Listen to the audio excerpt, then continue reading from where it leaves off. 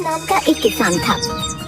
उसने अपनी जमीन पर महाजन से रुपये उधार लिए थे, पर फसल बर्बाद होने के कारण वो रुपये वापस नहीं दे पा रहा था। कर्ज चुकाने के लिए उसने अपने बैल तक बेच दिए थे। भैया मैंने अपने बैलों को बच्चों की तरह रखा है, इनका अच्छे से ख्याल रखना। भैया अभी मैं इनकी आधी कीमत ही दे पाऊंगा, आधा रुपया अगले महीने ले लेना। भैया मुझे अभी रुपयों की बहुत जरूरत है, इसीलिए तो बैल बेचे। अच्छा तो ऐसा करो, तुम मेरी अंगूठी रख लो, ये मेरी माँ की आखिरी निशानी है, पर तुम इसे रख लो, जब मैं रुपए वापस करूँ तो दे देना। नहीं नहीं भैया रहने दो, तुम्हारी हालत तो मुझसे भी खराब है। अगर मैंने मजबूरी में तुम्हारी ये अमानत बेच दी तो ऊपर वाले को क्या मुंह दिखाऊंगा। तुम मुझे रुपए अगले महीने दे देना। वैसे भी इन रुपयों से मैं महाजन के पूरे रुपए नहीं चुका पाऊंगा। ऐसे में दो आदमी का परेशान होना ठीक नहीं। तुम तो चैन की सांस लो। और ये बोलकर सोमू वहाँ से चला गया। महाजन ने बुलवाया है, उसके रुपयों का इंतजाम तो हो नहीं पाया। समझ नहीं आ रहा कि उसे क्या कहूँ। तुमने इस बुधवार तक रुपए सूद समेत वापस करने के लिए कहा था। चलो लाओ मेरे रुपए, आज बुधवार है। आप तो जानते हैं इस बार मेरी बेमौसम की बरसात के कारण फसल बर्बाद हो गई है, इसलिए मैं रुपयों का इंतजाम नहीं कर पाया। अभी बस इतने ही है मेरे पास। बस 2000? अभी तो पूरे 5000 बाकी है। मुझे मेरे रुपए हर हाल में चाहिए, समझे? मुझे थोड़ा समय और दे दो। आप तो जानते हो कि मेरे इतने बुरे दिन पहले कभी नहीं आए। ठीक है, तुम आदमी अच्छे हो तो तुमको 1 सप्ताह और दे देता हूँ, पर अगर इस बार भी मेरे रुपए नहीं दिए तो ठीक नहीं होगा। सोमू हाँ में सिर हिलाकर वहाँ से चला गया और बिल्कुल उदास मन से अपने घर की तरफ चलता गया। 4 दिन बाद सोमू के घर पर उसकी पत्नी आंगन में लगे नल के नीचे बर्तन साफ करते हुए। तुम सुनो, क्या सोमू का घर यही है? बाहर बुलाओ उसे। जी हाँ, ये उन्हीं का घर है। क्या बात हो गई? आप लोग कौन हैं? हम महाजन के आदमी है, समझी? बोल देना अपने बिरजुआ को कि 3 दिन दिए हैं महाजन ने, पैसे लौटा दे या अपनी जमीन और घर, समझी ना? उसके बाद बेचारी उदास मन से सोमू का इंतजार करने लगी। कुछ देर में सोमू घर आया। सुनिए, महाजन का आदमी आया था, कहकर गया है कि अगर 3 दिन में रुपए वापस नहीं किए तो महाजन जमीन और घर पर कब्जा कर लेगा। 3 दिन में रुपए? यहाँ तो खाने के लाले पड़े हैं। सुनिए, आप उस आदमी से रुपये वापस मांग लो जिसे पिछले साल दिए थे। नहीं, शमशेर से किस मुंह से रुपए वापस मांगू? उस आदमी ने अनजान होकर भी मुझे बीमारी में अपने घर में रखा, मेरी सेवा की ध्यान रखा। वो नहीं होता तो शायद आज मैं तुम्हारे सामने नहीं होता। तुम्हें पता भी नहीं चलता मेरे साथ क्या हुआ है। उसे रुपयों की जरूरत थी और मेरे पास थे तो दे दिए।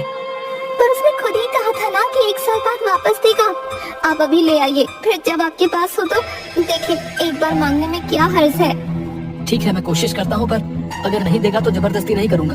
सोमू दूसरे गांव में शमशेर के घर के लिए निकल पड़ा और कुछ देर चलने के बाद वहाँ जा पहुँचा। सोमू ने शमशेर के घर पहुँचकर दरवाजा खटखटाया। हाँ भैया, बोलो क्या बात है? कुछ मांगने आए हो तो बाद में आना, अभी मेरे पास बहुत काम है। उसने जोर से दरवाजा बंद कर दिया। मैं इस औरत को भिखारी लग रहा हूँ। हे राम, मेरी हालत ऐसी हो गई है। फिर उसने खुद को देखा। हे राम, कुर्ता फट गया है। फिर उसने दोनों हाथों से कुर्ते को थोड़ा नीचे किया। दोबारा दरवाजा खटखटाता हूँ। अरे तुम फिर आ गए? तुम लोग बिना बिल्कुल चैन नहीं लेने देते। पर वो ये वो क्या? अब रुको यहीं। औरत अंदर चली गई। अरे ये तो कुछ सुन ही नहीं रही। औरत एक रोटी लेकर आई। ये लो, अभी सब्जी नहीं है तो प्याज के साथ खा लेना। और हाँ, अब पैसे मत मांगना, रोटी दे रही हूँ, चुपचाप ले लो। और आप मेरी बात तो सुनो। अरे अभी भी कुछ कहना है? शमशेर को बुला दो, उससे काम है। कौन शमशेर? इस घर का मालिक है ना शमशेर, मुझे उससे थोड़ा काम है। शमशेर? कौन शमशेर? ये घर के मालिक मेरे पति रमानाथ हैं, समझे? मैं पिछले साल शमशेर के साथ इस घर में पूरे 15 दिन रहा था। ओ भिखारी, तुम पिछले साल की बात कर रहे हो रे? मेरे ब्याह को 10 साल हो गए हैं। मैं 10 साल से यहाँ रह रही हूँ, मेरे पति जन्म से। ये घर उनके पुरखों का है, पुरखों का, समझे? और मैं शमशेर के साथ इसी घर में था। तुम भिखारी होकर मेरा घर हड़पना चाहते हो? देखो, सीधे सीधे यहाँ से निकल लो, वरना ठीक नहीं होगा। मेरी बात तो सुनो। चलो चलो निकलो यहाँ से। अगली बार दरवाजा खटखटाया तो मार खाओगे। औरत ने उसके मुंह पर दरवाजा बंद कर दिया। सोमू थक हार कर एक पेड़ के नीचे बैठ गया। क्या हाल हो गया है मेरा? पहनने को ढंग का एक कपड़ा नहीं, खाने को दाना नहीं। तभी एक आदमी उसके सामने एक सिक्का फेंक कर चला गया। शायद सच्ची में मैं भिखारी लग रहा हूँ। तभी उसकी नजर सामने एक घर के आंगन में घड़े बनाते कुम्हार पर पड़ी। उसे देखकर सोमू कुछ याद करने लगा। सोमू सड़क पर चक्कर खाकर गिर गया। उसे बहुत चोट लगी और खून बहने लगा। तभी वहाँ शमशेर आ गया। ए भैया संभल कर, लो मेरा हाथ पकड़ो। शमशेर ने उसे सहारा देकर खड़ा किया और घर ले गया। तुम तो चलने की हालत में नहीं हो, तुम्हें तो बहुत तेज बुखार भी है। ऐसा करो कुछ दिन यही मेरे साथ इस घर में रहो, जब अच्छे हो जाओ तो चले जाना। सोमू खड़े होने की कोशिश करता है पर गिर गया। अरे रे भैया संभल कर, कहीं ऐसा ना हो कि जिंदगी भर न चल पाओ। ना ना ऐसा मत बोलो, तो आराम करो। शमशेर ने उसकी बहुत सेवा की। सोमू अब थोड़ा बहुत चलने लगा। यहाँ भीतर पड़े पड़े जी घबराने लगा है, थोड़ा बाहर हो आऊं। अकेले कहीं चक्कर खा के गिर ना पड़ो, अभी भी बहुत कमजोर लग रहे हो। चलो मैं भी चलता हूँ। दोनों घर से बाहर निकले तो सामने वाले घर में घड़े बनाते हुए कुम्हार ने आवाज दी। ए भैया कहाँ जा रहे हो? तुम तो जब से आए हो घर में ही कैद हो, बाहर ही नहीं निकलते। दोनों उसके पास जाते हैं। भैया तबीयत ठीक नहीं है, इतने दिनों से कोई आज जाकर बुखार उतरा है। एकदम मुरझाए लग रहे हो। तभी मैं सोचूं पड़ोस में नया आदमी आया और कोई बातचीत नहीं। ए देखो, तुमको तो ढंग से धोती तक बांधनी नहीं आती है। ठीक तो है? नहीं ठीक नहीं है, तुमको चलने में दिक्कत हो रही होगी। मैं बताता हूँ ठीक कैसे होगी। कुम्हार ने सोमू की धोती को थोड़ा पीछे से खींचा। अब ठीक लग रही है। हाँ अब सही है। सोमू कुम्हार के पास गया। भैया जरा सुनो तो। ए तुम अंदर बताओ, वहीं रहो, पता चले कुछ तोड़ फोड़ दिया तो बिना बात के नुकसान हो जाएगा। वहीं से बोलो क्या चाहिए। तुमसे कुछ पूछना है। अच्छा मैं आता हूँ। बोलो क्या बात है। भैया मुझको पहचाना नहीं तो कौन हो तुम? मैं पिछले साल वो सामने वाले घर में तुमने मुझको धोती बांधनी सिखाई थी। सोमू तुम ये क्या हाल बना रखा भैया? फिर से कहीं चक्कर खा के गिर गए क्या? सोमू ने मुंह लटका लिया। शाम होने को आई है, चलो अंदर आओ, पहले नहा धोकर कुछ खा पी लो फिर बात करेंगे। रात को सोमू और कुम्हार खाना खाते हुए। भैया मैं सुबह से इस गांव में शमशेर को ढूंढ रहा हूँ, पर कोई आदमी सीधा जवाब नहीं दे रहा। कौन शमशेर? इस गांव में कोई शमशेर नाम का आदमी मैं भी नहीं जानता। क्या गजब करते हो भैया। उस दिन जब तुमने मुझको धोती बांधनी सिखाई और वो मेरे साथ खड़ा था। अरे नहीं, ऐसा कैसे हो सकता है? मुझे अच्छे से याद है तुम अकेले थे। तभी मैं सोच रहा था कि अकेला आदमी घर के बाहर ही नहीं निकलता। भैया याद करो ना, शमशेर तुम्हारा पड़ोसी सामने वाले घर में रहता था। उसने मेरी बहुत सेवा की थी। जाते समय मुझसे पूरे 5,000 रुपए उधार भी लिए थे। कहा था 1 साल बाद वापस करूंगा। अरे तुमको कोई भ्रम हुआ भैया, सामने वाले घर में तो रमानाथ रहता है। रमानाथ और उसका परिवार पिछले साल गंगा जी गए थे, तो मुझे लगा तुमको घर की रखवाली के लिए बुलाया है। मैंने जब भी तुम्हें देखा अकेले देखा था। मुझे इस गांव के बारे में कुछ नहीं पता भैया। मुझे तो यहाँ शमशेर लेकर आया था। 25-26 साल का लंबा चौड़ा लड़का, काला, लंबी लंबी मूछें, आगे एक दांत टूटा हुआ, आगे का दांत टूटा हुआ, ऐसा हुलिया और शमशेर। देखो भैया ऐसा एक आदमी था तो था, मतलब इस हुलिये का एक शमशेर था, पर वो 3 साल पहले अचानक गायब हो गया था। धरती निकल गई या आसमान किसी को नहीं पता। 3 साल पहले गायब हो गया। अरे नहीं भैया, मैं तो पिछले साल ही मिला हूँ। भैया लगता है शमशेर के नाम से किसी ने ठगी की है। मैंने तो यहाँ तक सुना है कि वो गलत काम करता था, 2 नंबर का धंधा, और उसी के किसी दुश्मन ने, समझ रहे ना? मैं कहता हूँ तुम उसके चक्कर में मत पड़ो, सुबह को अपने गाँव निकल जाओ। सोमू ने हाँ में गर्दन हिलाई। भैया तुम्हारा बहुत एहसान, मेरे तो कपड़े भी फट गए थे। कोई बात नहीं भैया, बस अपना ध्यान रखना है। सोमू वहाँ से चला गया। चलते चलते दोपहर हो गई तो वह एक पेड़ के नीचे बैठकर रोटी खाने लगा। खाते खाते अचानक हिचकी आने लगी। उसने सामने की तरफ देखा। सामने पेड़ के पीछे से कोई झांक रहा था। ये कौन है? अरे ये तो शमशेर है। सोमू सब कुछ छोड़कर उसी ओर भागने लगा। दोनों भागने लगे, आगे आगे शमशेर और पीछे बिरजू। सोमू उसके पीछे भागते हुए जंगल में पहुंच गया कि अचानक वो पत्थर से टकरा गया। रुक भाई, रुपये मेरे रुपए वापस कर। शमशेर भाग गया। एक बार हाथ तो लग, छोड़ूंगा नहीं। सोमू आगे की ओर बढ़ गया, तभी उसे झील के पास शमशेर दिख गया।